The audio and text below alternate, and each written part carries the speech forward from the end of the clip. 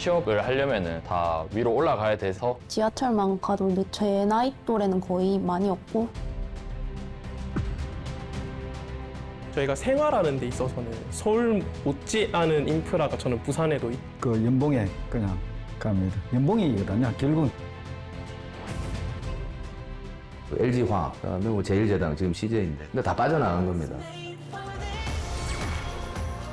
쪽은 주로 메모리를 한다면은 우리 동남권 쪽은 인건비가 싸고 훌륭한 부산 지역에 가서 하는 게 맞는 편만. 대한민국 2위 도시 부산.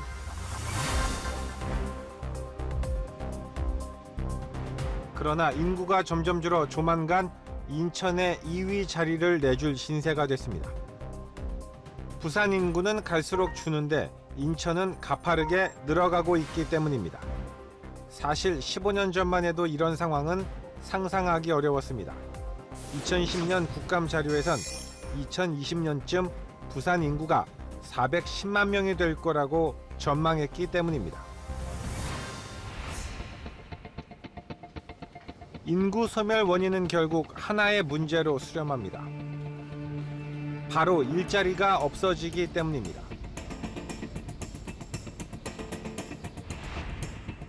다른 도시에 더 나은 일자리가 있기 때문입니다. 80년대 부산이 아마 최고의 호황기 중에 하나였을 겁니다. 옛날에 그 금성사, 지금 LG전자의 전신이죠. 그 다음에 그 LG화학, 그 다음에 뭐 제일제당, 지금 CJ인데, 그거 다 여기 있었거든요. 근데 다 빠져나간 겁니다.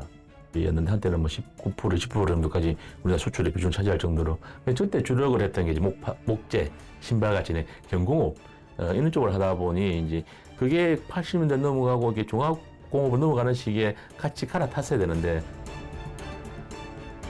그리고 그 일자리는 대부분 수도권으로 옮겨갔습니다. 예, 뭐 그 연봉에 그냥 갑니다. 연봉이거든요. 결국은 결정하는 거는 연봉입니다. 뭐니 해도 연봉입니다. 우리는 부산의 젊은이들을 일단 만나보기로 했습니다. 저는 지금 부산대학교에 나와 있는데요. 이곳에서 이곳 학생들에게 부산에 대한 생각, 그리고 특히 일자리에 대한 생각에 대해서 들어봤습니다. 취업을 하려면은 이제 다 위로 올라가야 돼서 만약에 취업을 하게 되면은 경기도권으로 가지 않겠나 싶. 그 이유는 일단 대부분 공대를 많이 가는데 그 공대에서 취업을 할 일자리가 아무래도 수도권에 집중되어 있기 때문에 당연히 대기업을 가고 싶어 하고, 대기업이라 함은 지금 경기도에 있는 삼성전자나 아니면 혹은 청주, 이천 있는 SK 하이닉스라든지. 뭐 제가 이제 뭐 토익을 열심히 해서 900점을 그때 땄었거든요. 그 따고 나도 그 900점 넘는 사람도 수두룩하고 외국 갔다 온 사람도 많고, 뭐 제가 전기기사를 하나를 땄는데 이제 옆에 보면 2개씩 따놓고. 나름 열심히 살고 있는데도 수도권이 아니라면 왠지 불안합니다. 그냥 뭐 버스나 지하철만 가도 느낄 수 있는 건데 이제 딱 타보면 제 나이 또래는 거의 많이 없고, 이제 제 친구가 서울에 인턴을 하러 지하철에 탔는데 걔가 그렇게 말하더라고. 대한민국의 젊은 사람은 다 여기 있는 것 같다. 지하철에 탔는데 젊은 사람을 이렇게 많이 본 적이 없다. 이렇게 하더라고. 그렇다면 만약 지금부터라도 부산에 일자리가 생겨난다면 이들은 남을까? 부산의 젊은이들은 수도권과 가장 먼 곳에서 거주하고 있다는 특성 때문에 아무래도 다른 지역의 젊은이들보다는 고향에 좀 더 정착하려고 하는 성향이 있었습니다. 근데 솔직히 저희가 생활하는 데 있어서는 서울 못지않은 인프라가 저는 부산에도 있다고 생각이 들거든요. 부산만의 메리트가 훨씬 더 있고. 근데 제 친구 중에서도 취업을 하는 친구들을 보면 부산에 남고 싶어 하는 친구들도 많았는데, 기업으로 인해서 이제 그렇게 간다는 현실이 조금 안타깝기도 하고, 만약에 그런 기업들이 부산에 있다고 하면 더 큰 이제 시너지를 발휘할 것 같은데, 불경 인근에 기업이 있으면 활성화가 지역도 활성화 될 것 같고, 그 인재들도 뭐 굳이 멀리까지 갈 필요 없이 조금 부산에는 남고 싶지만 이제 자기가 원하는 그런 분야가 있는 기업들이 많이 없기 때문에 좀 그런 거를 많이 내려놓으려고 또 하는 것 같아요. 지방의 젊은이들은 결국 일자리 때문에 정든 고향을 떠나야만 합니다. 그리고 궁극적으로 이것은 수도권의 인구 집중화를 더욱 가속시키는 그런 결과를 가지고 오고 있습니다.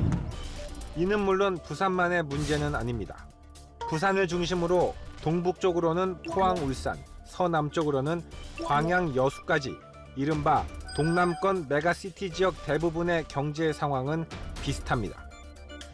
6.25 이후 언제든 북한 침공이 있을지 모른다는 두려움 때문에 정부는 지난 반세기 동안 수도권보다는 동남권의 중공업과 군수공장 등을 후면 배치했습니다.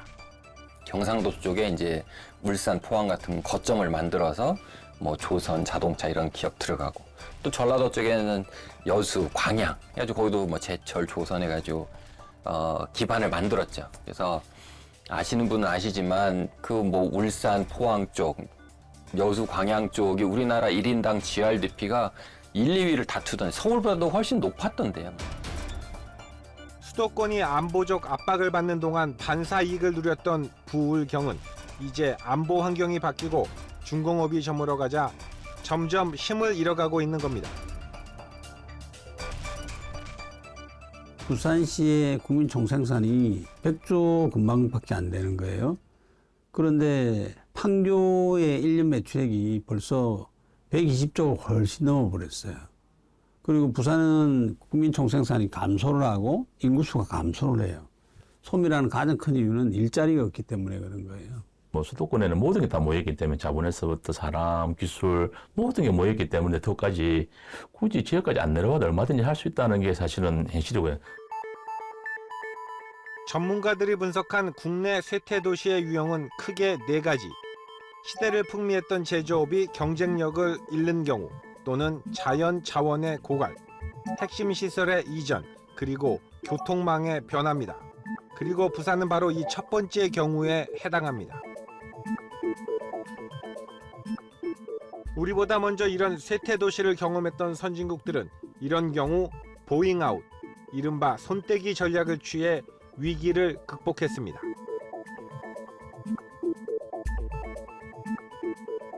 낡은 산업을 과감히 포기하고 신산업을 육성해 이를 대체한 겁니다. 미국의 피츠버그 같은 도시가 이제 유명한 사례 중에 하나인데, 옛날에 이제 US 스틸이라고 60년대, 70년대 이제 손가락 안에 드는 미국의 최대 도시 중에 하나였는데, 뭐 아무래도 이제 철강 산업이 이제 줄어들면서 많이 후퇴를 했었죠. 뭐 지금 최근에 이제 다시 부활해서 뭐 구글 뭐 이런 온갖 이제 기업들 뭐 무인차 뭐 이런 것에 이제 메카가 다시 살아나는데, 뭐 그 시민들이 힘을 합쳐가지고. 그렇다면 부산은 어떤 산업을 유치해야 할까? 이미 수도권에 입지를 구축한 기업들이 굳이 부산에 투자해야 할 이유가 있을까? 그런데 전문가들, 그중에서도 반도체 전문가들은 부산에 반도체 산업을 육성하면 승산이 있다고 분석하고 있습니다. 반도체 산업은 크게 메모리 반도체와 비메모리 반도체로 나뉘는데, 삼성전자와 하이닉스가 강세를 보이고 있는 메모리 반도체 분야 말고 비메모리 반도체 분야를 부산에서 제대로 시작해보자는 겁니다. 그리고 이것은 아이러니하게도 부산이 반도체가 아닌 자동차 산업의 도시였었다는 것과 연관이 있습니다. 불경의 사업이라는 것은 크게 보면 2가지 사업이에요. 첫 번째가 자동차 사업이 가장 크고요. 아직 여전히 성장을 할 수 있는 사업이고요. 폐쇄하는 사업이 중공업 사업이에요. 자동차가 자율주행과 전기차 시대에 접어들면서 모빌리티 반도체를 공급하는 생산 기지로 부산이 다시 경쟁력이 있다는 분석입니다. 우리나라 자동차 회사들도 우리나라 반도체 회사들이 TSMC 수준과 동등한 차량용 반도체, 기술이 좀 낮은 로직 반도체를 생산해 줬으면 하는 걸 다 바라고 있고, 실제로 그렇게 한다고 하면 투자할 마음도 있다는 말이에요. 수도권에선 지금처럼 메모리 반도체 생산을, 부울경 지역에선 지금껏 본격적으로 나서지 않았지만 국내 기술 개발이 절실해진 비메모리 반도체를 생산하자는 겁니다. 지금 내연기관에서 전기자동차로 바뀌면서 막 파산을 하고 있어요. 그래서 지금 울산, 창원, 특히 창원의 경기가 그렇게 안 좋은 거예요. 그래서 예를 들어서 인건비가 싸고 훌륭한 울산 인건비가 있는 부산 지역에 가서 반도체 산업을 만들었습니다. 그러면 부산의 경제가 올라가겠고 그 지방이 소멸되지 않겠죠.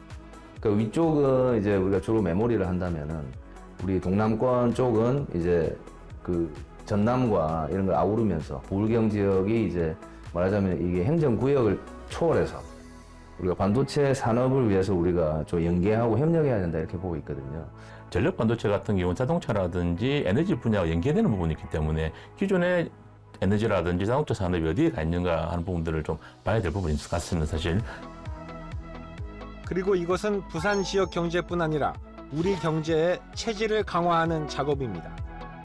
첫 번째는 우리나라 자동차의 경쟁 국가들하고 봤을 때 그 경쟁 국가들은 전력 반도체를 거의 국산화했습니다. 우리나라만 지금 완성차 나라임에도 불구하고 전력 반도체를 국산화 못하고 있는 실정입니다.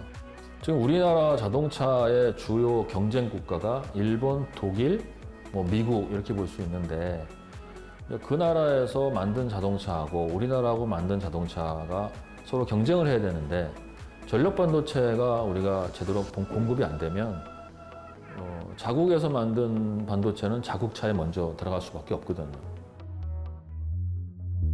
이제 해법은 훨씬 분명해졌습니다. 젊은이들이 선호하는 일자리 중 반도체와 관련된 일자리를 부산에 유치하는 시도를 해야 합니다. 그리고 이는 기존 자동차 산업 인프라와의 만남을 통해 시너지 효과를 낼 수 있습니다. 부산시가 그 작년에 특화단지, 반도체 특화단지로, 전력 반도체 특화단지로 결정이 되었고요. 그리고 불경에 모빌리티 어떤 인프라가 벌써 갖춰져 있고. 리부팅 지방시대, 우리는 지금까지 부산의 현재를 점검하고 어떻게 부산이 새로운 미래를 모색해야 하는지를 살펴봤습니다.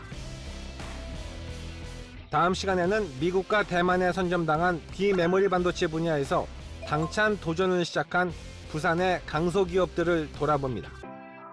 여기 불경은 그 자동차 사업을 한 지 오래됐습니다. 그러다 보니까 물론 그 엔진 위주기도 하지만 전체로 보면 레거시가 되어 있다는 얘기죠.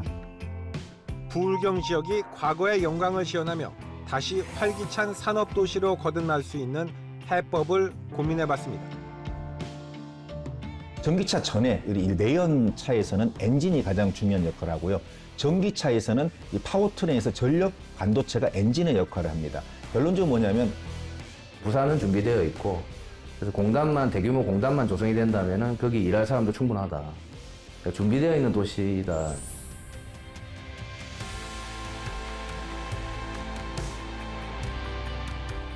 부산 여자 이런 거라기보다는 그냥 취업 시장이 너무 치열하다. 변화하는 환경에도 이 사람들이 또 좀 맞춰가야 되는 것도 저는 그런 적응력이 좀 필요하다고 생각이 듭니다.